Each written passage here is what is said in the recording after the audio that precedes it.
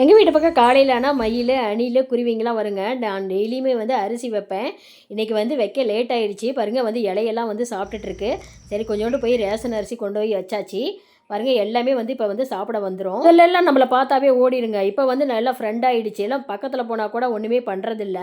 இந்த புஷ்பா பாருங்கள், நான் வெளியே வரத்துக்குள்ள உடனே வந்து ஹச் நாய்க்குட்டி மாதிரி நம்ம பின்னாடியே வர்றது, துரத்துனா கூட வந்து போகிறது கிடையாதுங்க. 5 கத்திரிக்காய் செடி தாங்க வச்சேன். பார்த்திங்கன்னா நிறையா வந்து காய் பொறிச்சாச்சு.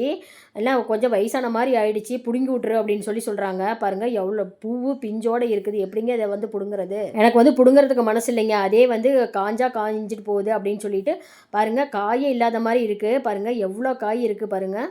இந்த கத்திரிக்காயெல்லாம் பார்த்தீங்கன்னா பார்க்குறதுக்கு இல்லாத மாதிரியே தான் இருக்கும். ஆனால் பார்த்தீங்கன்னா இலைக்கடியில் பார்த்தீங்கன்னா ஒரு கத்திரிக்காய் 2 கத்திரிக்காய் அப்படியே வந்து மறைஞ்சிட்டே இருக்கும். கத்திரிக்காயெல்லாம் பார்த்தீங்கன்னா பறிக்காம விட்டாலுமே ஆடெல்லாம் வந்து கடித்து சாப்பிட்டுட்டு போயிருங்க.